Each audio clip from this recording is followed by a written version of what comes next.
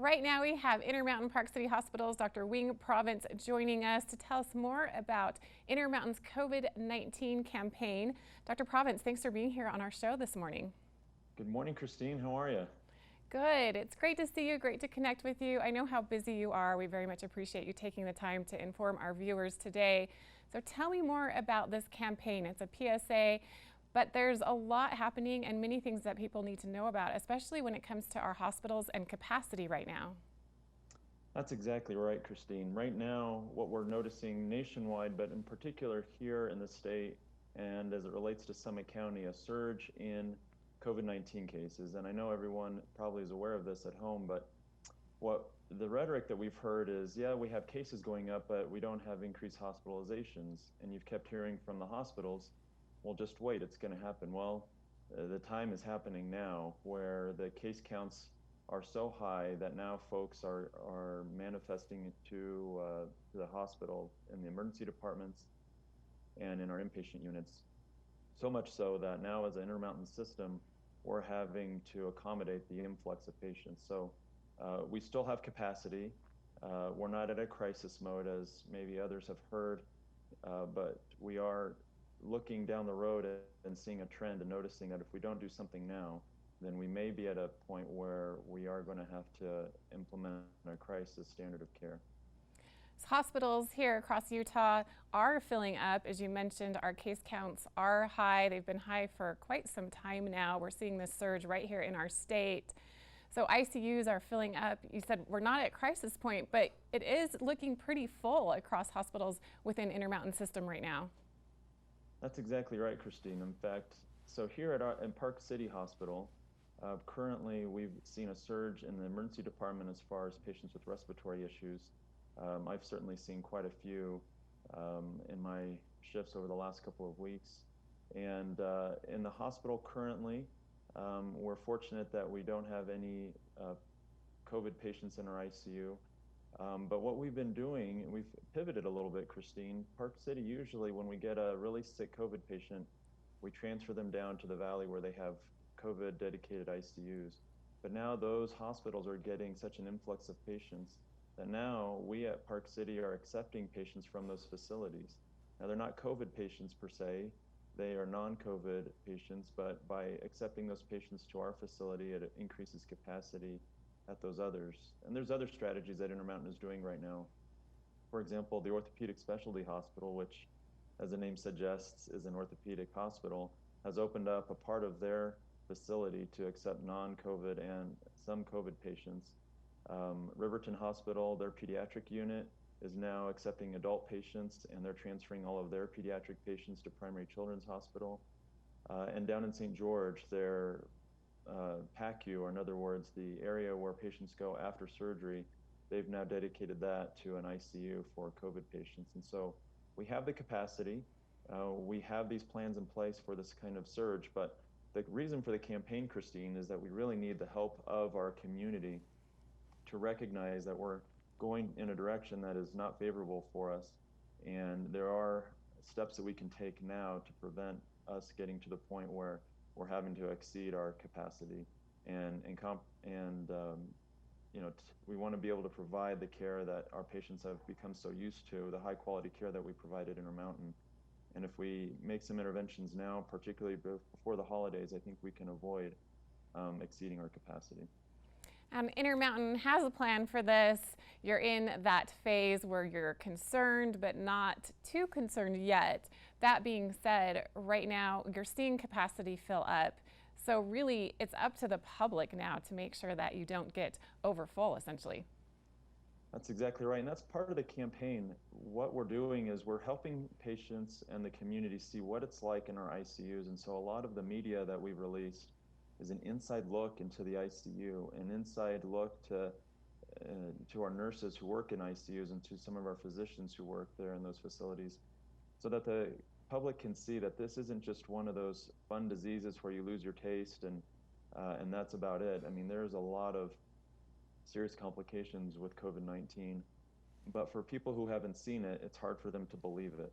And so we're helping them see it so they can believe it and recognize that they can help us in avoiding this kind of a pandemic, at least impacting our economy and our quality of life, and making sure that the health system is able to manage both COVID patients and all the other emergencies, surgeries, and other medical issues that are occurring on a regular basis.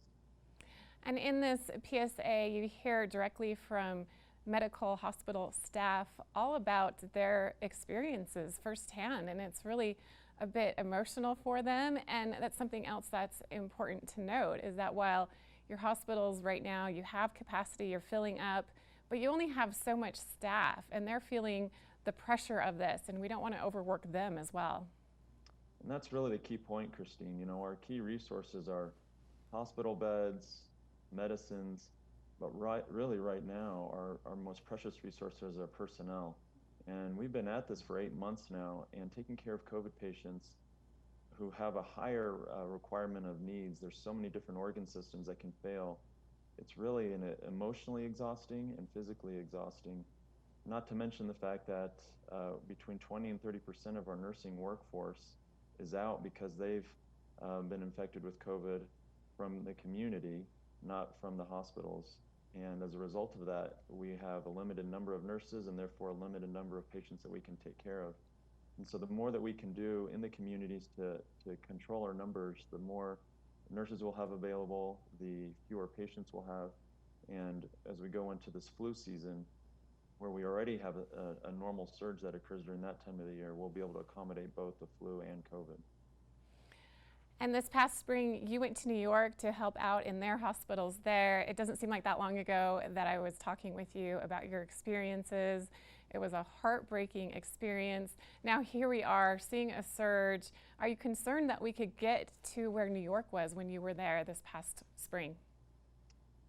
Absolutely, Christine. You know, the difference with New York is that they just didn't see it coming. We just were in the early stages of understanding this disease. We're fortunate now that we've had a 7-month runway where we've had the opportunity to prepare and to learn more about it. But the trend in which we're going is such that we may get to that point that we saw in New York where the health system was overrun. We really should have no excuse.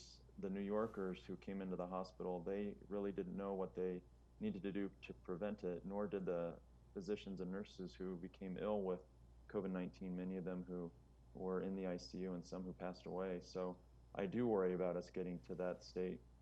And that's why we're trying to be proactive now here at Intermountain Healthcare to get the information out to the community, to try to dispel a lot of those myths and false truths that are propagated in social media and in the comment sections of a lot of those articles that are posted, so that we feel that if we can empower people with the truth, we can empower them with the resources they need, such as testing, then it allows them to prevent and protect their families, protect their communities, and ensure that we have a strong, thriving economy as we move forward into the holidays.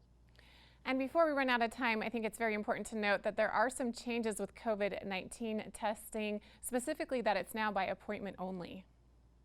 Yeah, that's right. So Christine, with the surges that we've been noticing, the wait times at our testing facilities, our drive-throughs, have been really long. And we've heard the public, we've heard the community, we understand their concerns. Sometimes they've been on a COVID hotline to call and get an order for many hours. Some folks have been, particularly in the Salt Lake Valley, waiting in lines in their cars for several hours.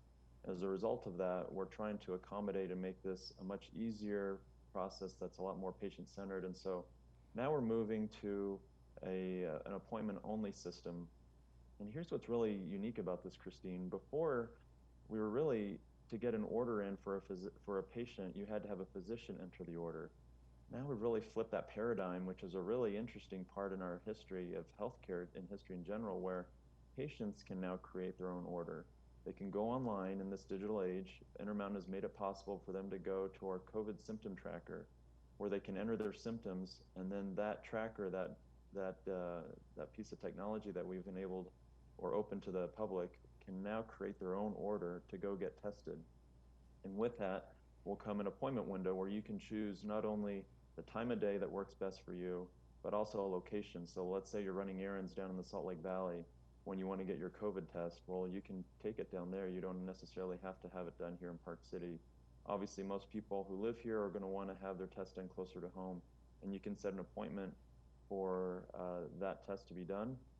We're also continuing to offer the flexibility of doing saliva testing there as well. And those are the patients, as you think about the number of patients that are coming to get tested, there are those who have symptoms, but there's a lot of other patients. Folks who are traveling abroad, they need a test before they travel. This accommodates them a little bit better. If you're having surgery done in 3 days and you need a COVID test before your surgery, this accommodates them a little bit better. If you're due to deliver a baby, for example, you need to have your COVID test done beforehand. This just accommodates all the many different people and populations out there who are getting tested, and to make sure that this is a bit more of a positive experience. And along with that, no more COVID hotline. You don't have to be on wait for hours to get that test. As I mentioned, you can go online to get that done. You can also go to your primary care provider and talk to them, and they can put it in order for you as well.